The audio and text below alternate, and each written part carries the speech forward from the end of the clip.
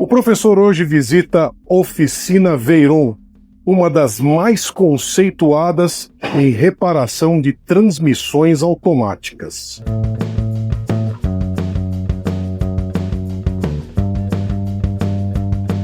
E nada melhor do que conversar com o dono, Fernando Romão. Quantos anos de experiência, Fernando? 40 anos que eu...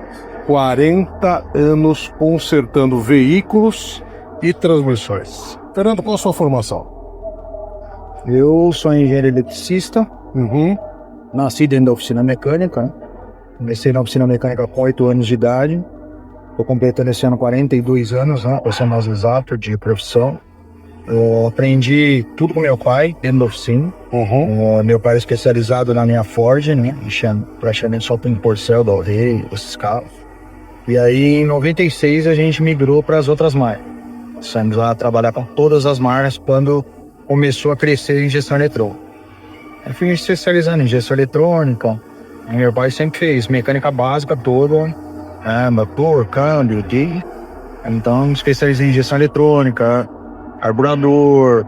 Aí depois comecei a me especializar na parte de diagnóstico. Nas primeiras oficinas eu botei o osciloscópio. E aí em 2013 a gente foi atrás do conhecimento da transmissão automática. Foi onde eu comecei a estudar transmissão automática. Então são mais de 10 anos só com transmissão automática. A transmissão automática no Brasil é um dispositivo que durante muitos anos foi vítima de um preconceito, ele foi vítima ela foi estigmatizada. Lá nos anos 70, você não era nascido, eu já era. A transmissão automática era estigmatizada pelas pessoas. O pessoal usava até uma expressão muito feia, falava, é carro delegado. Mas também tinha um outro lado da moeda, era o custo da reparação. Um câmbio automático, um opcional câmbio automático, podia custar até 20% do valor do carro. Então não era qualquer veículo e não era qualquer bolso que podia bancar um câmbio automático. Fora isso, tinha uma outra questão. Quebrava.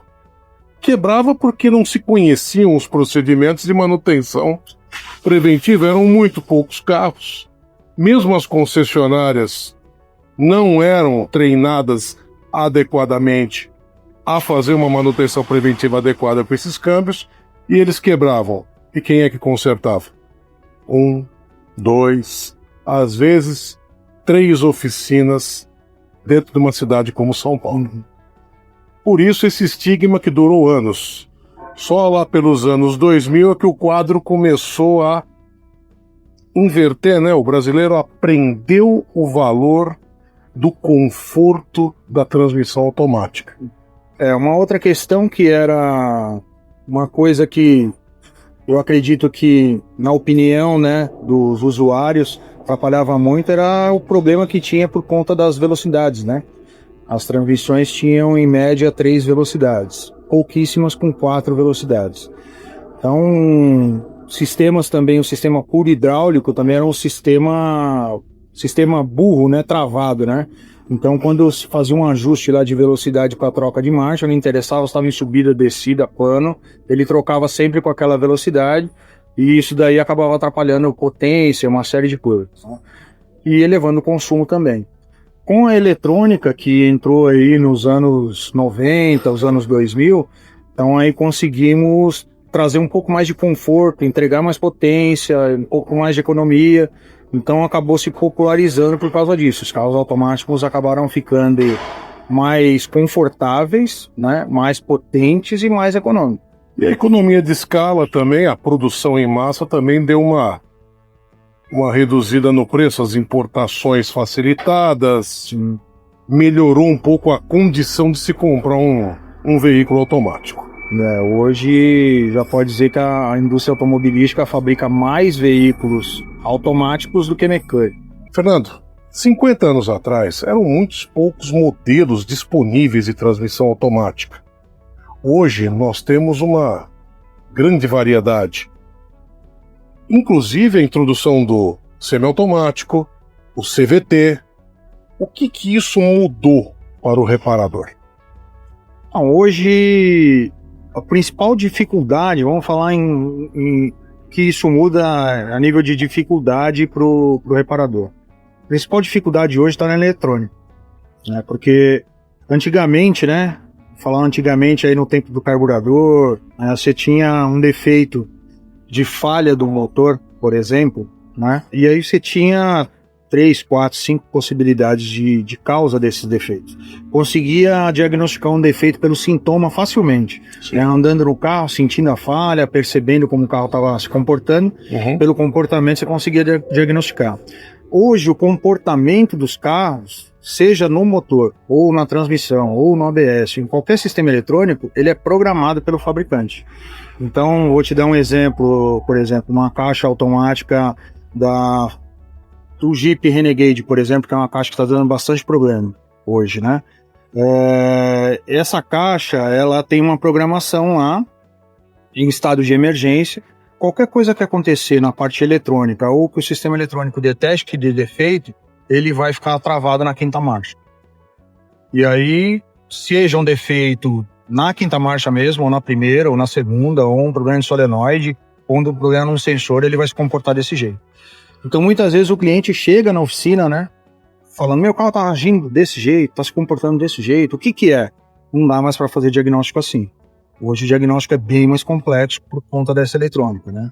Pegar, por exemplo, uma outra caixa, a caixa CVT. A caixa CVT, ela também fica travada numa posição lá que não tem potência, né? A polia fica travada naquela posição. Então, hoje a maior dificuldade está na eletrônica, em entender como são esses comportamentos programados, que cada montadora programa de um jeito, né? Você tem que saber isso para poder fazer um diagnóstico assertivo. Ou seja, você que é entusiasta, você que tem esse tipo de transmissão no seu veículo, cuidado com os diagnósticos precipitados. Um sintoma pode ser gerado por várias causas diferentes. Às vezes, o defeito não está nem na transmissão, está em outro lugar do veículo. Ou seja, somente um profissional especializado tem condições plenas de fazer um diagnóstico correto. Fernando, complexidade. Ficou mais difícil a parte mecânica ou não? Eu acho que a parte mecânica está mais simples, mais precisa, né? Se eu pegar uma transmissão C4, que equipava aí o Galaxy, por exemplo, né? Tinha muitas folgas em exagero, isso deixava a transmissão menos precisa e menos eficiente. Hoje as folgas são bem mais justas, né? Os sistemas trabalham bem mais alinhados, com uma precisão muito maior do que tinha antes. E com isso acaba gerando menos defeito mecânico. Hoje a maior parte dos defeitos está na eletrônica mesmo. Ou seja, é mais fácil montar um câmbio mais novo do que um câmbio mais antigo. Mais fácil. Peças de reposição. O calcanhar de Aquiles de muito mecânico. Como é que está o setor de transmissões automáticas com relação a peças de reposição? Peças de reposição só importável, né? O top de mercado de peças para transmissão automática é americana, peça americana. E tem a segunda linha, que são as peças chinesas, né? Então, eu vejo também muitas vezes, como a gente ministra curso aqui de transmissão automática, então a gente dá apoio para os mecânicos e tudo mais, o pessoal falando, mas tem um cara falando que cobra metade do preço que eu estou vendo, do que eu estou dando aqui, o orçamento, né?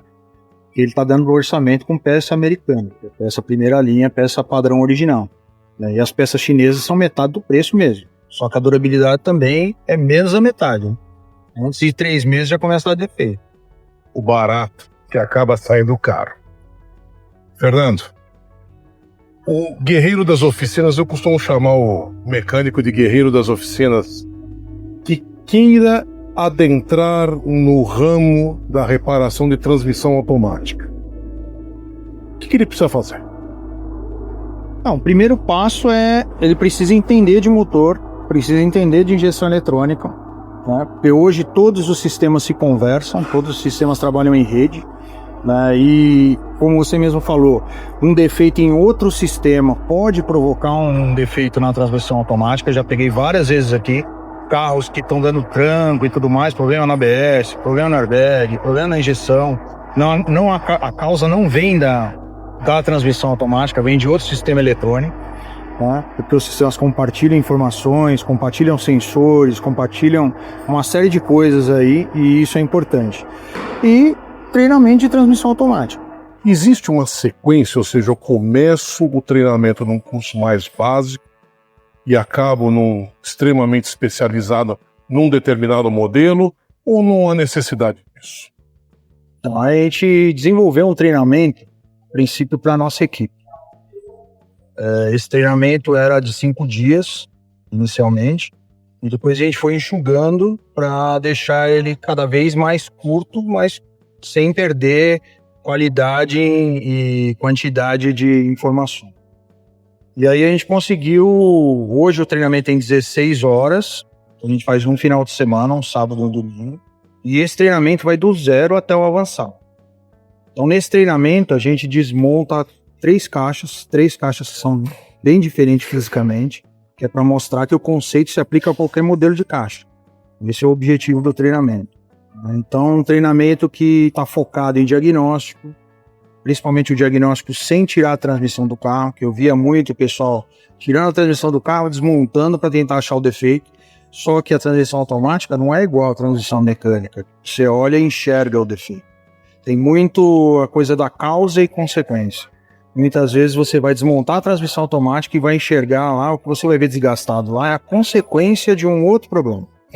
E você não resolver a causa, vai colocar no carro e alguns dias depois já vai dar defeito de novo, já vai estragar tudo de novo.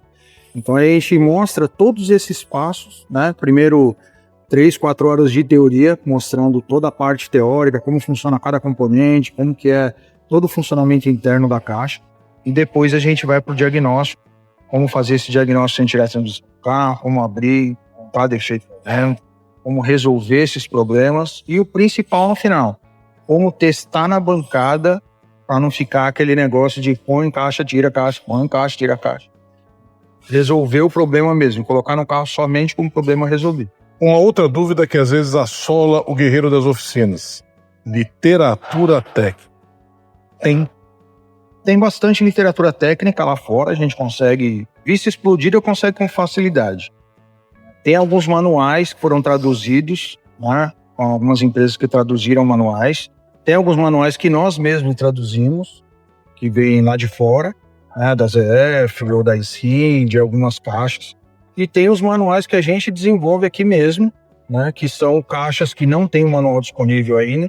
Então a gente abre essa caixa, tirando fotos, mostrando passo a passo, como funciona, né, e todo o descritivo técnico, a gente mesmo acaba fazendo essa descrição. Então, a gente consegue manual para todos os alunos. Quando o aluno precisa de literatura técnica, a gente consegue esse material. Esse seu treinamento é aberto a qualquer mecânico? Sim, não precisa saber nada de transmissão automática.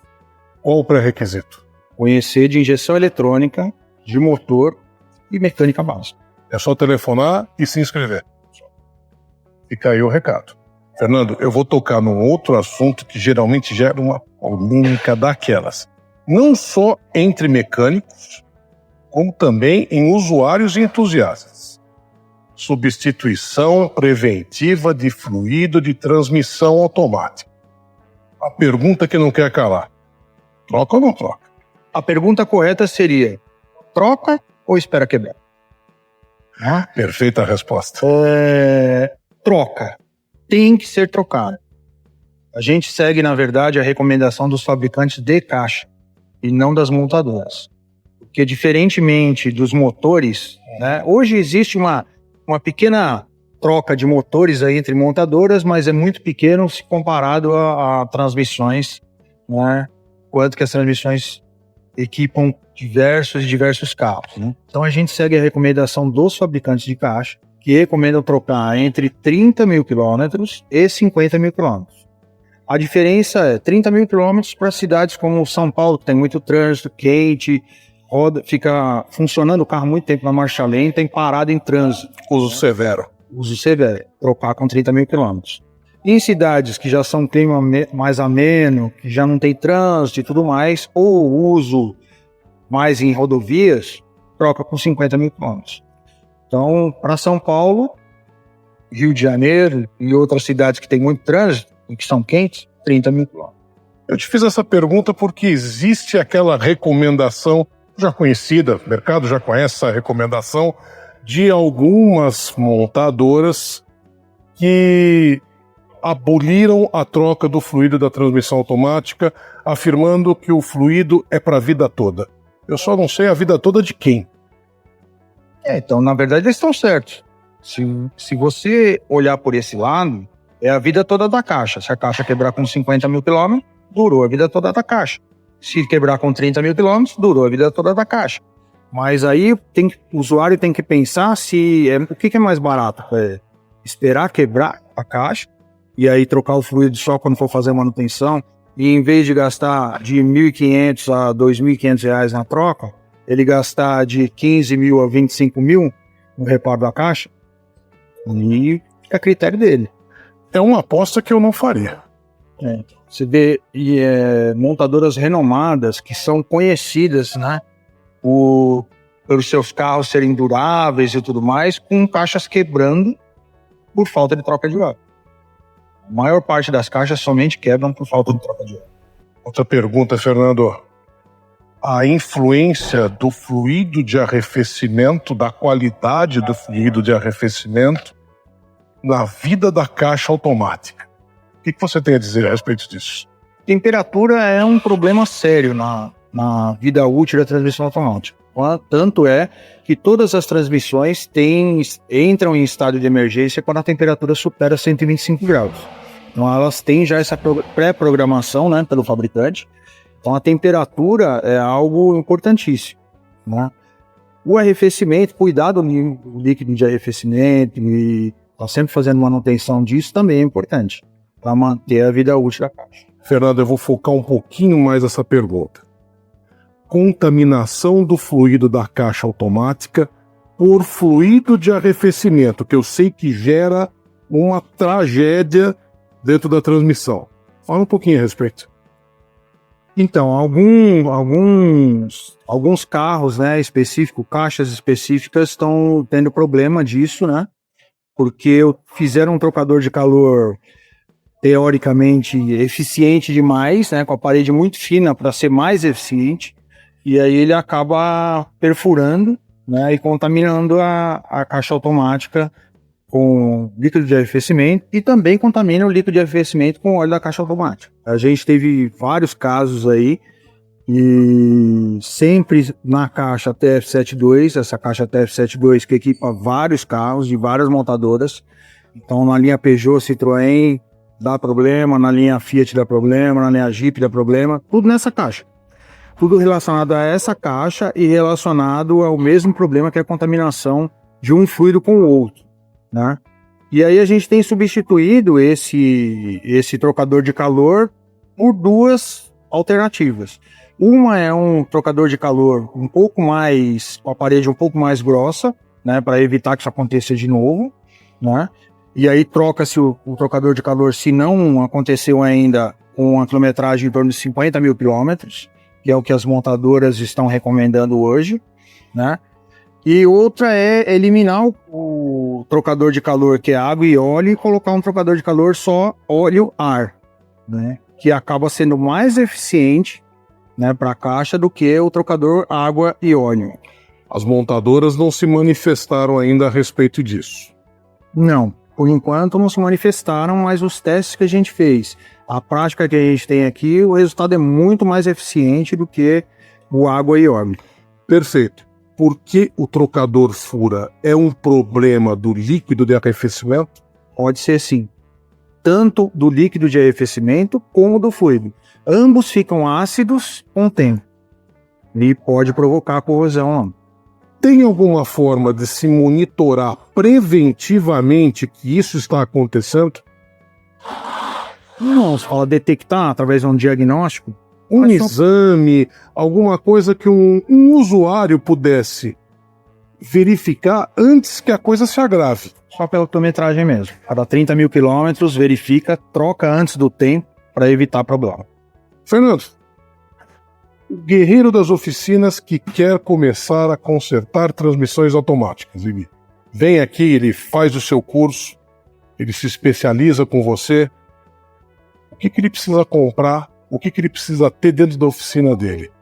A caixa básica de ferramentas, com certeza que não é suficiente. A ferramenta mais cara hoje é a máquina de troca de óleo. É a ferramenta mais cara.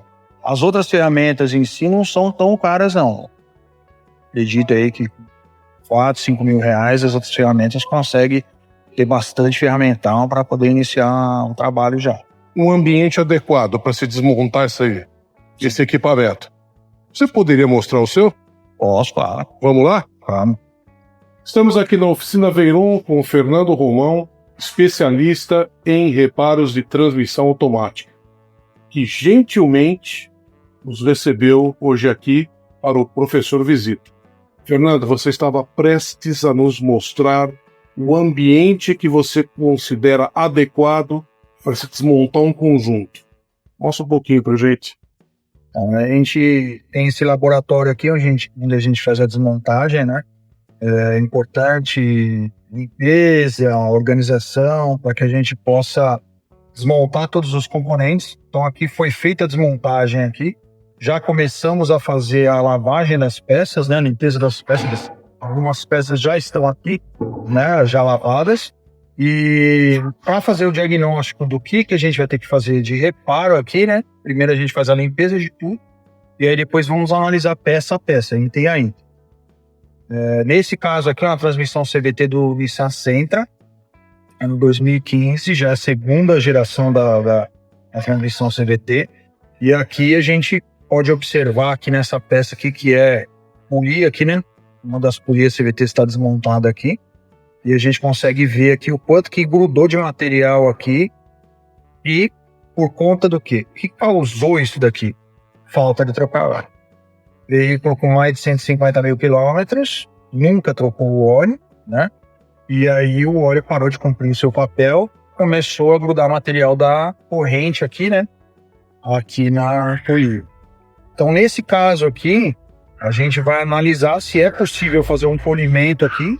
Se não chegar na medida mínima, não precisar tirar muito material, não estiver muito irregular, a gente consegue recuperar essa polia. Recuperando as polias, troca a corrente, põe corrente nova e o sistema está funcionando. Essa sua observação me provocou uma pergunta. Existe, então, um exame metrológico dessas peças? Sim. Eu não posso tirar muito material aqui, porque eu vou interferir não só na folga que vai ter aqui entre os componentes, mas também no peso da polia. E aí, se eu mudar muito esse peso da polia aqui, eu posso ter uma diferença de velocidade que ela vai progredir na hora do funcionamento. Isso aí interfere no funcionamento e a eletrônica um pouquinho consegue corrigir. Se for muito, ela não consegue. E essas tolerâncias são especificadas? São especificadas. Tolerância aqui de 5 a 15 centésimos. Perfeito. Outra pergunta. Ferramental especial. Precisa de algum?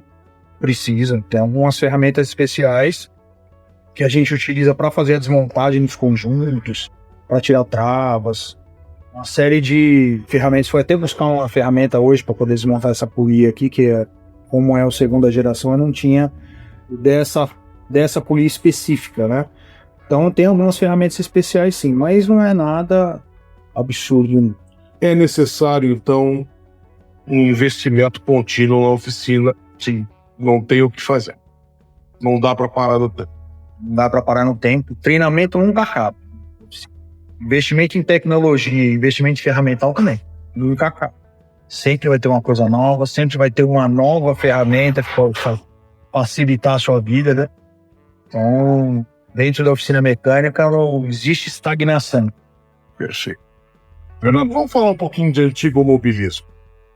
Chegou um Galaxy, um Landau, com a transmissão quebrada. Você pega? Sim.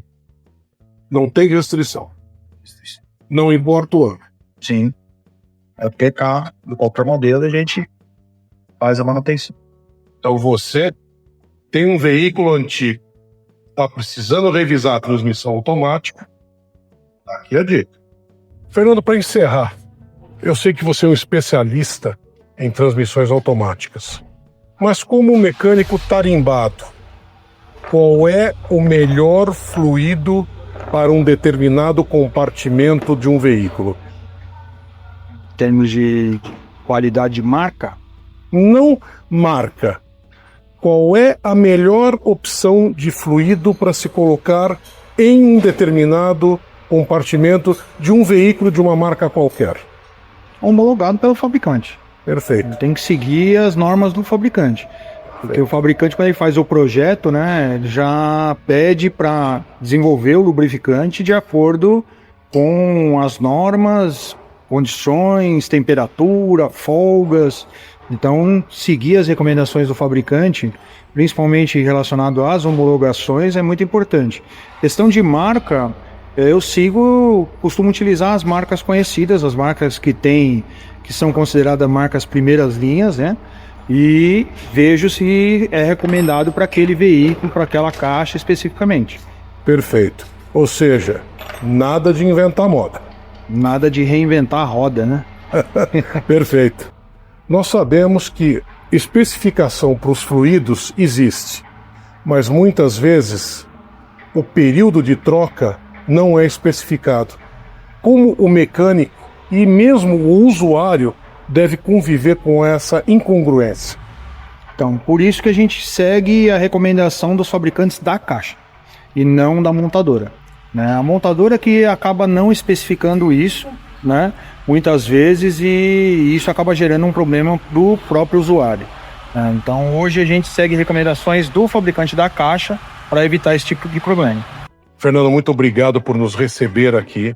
Nós sabemos que nós atrapalhamos um pouquinho o seu trabalho e, quem sabe, numa próxima ocasião, podemos retornar. Você concorda? Concordo, eu agradeço. Agradeço por vocês me convidarem para participar do programa. Já assisti alguns vídeos e achei bem interessante. É importante para o usuário conhecer um pouco mais, né? Saber esse tipo de informação. Então, parabéns pelo trabalho de vocês. Nós aqui agradecemos. Fica a dica: conserto de transmissão automática ou manutenção preventiva é aqui, ó, na Oficina Veyron. Se você gostou desse vídeo, compartilhe com seus amigos, se inscreva no canal e ative as notificações. Até a próxima!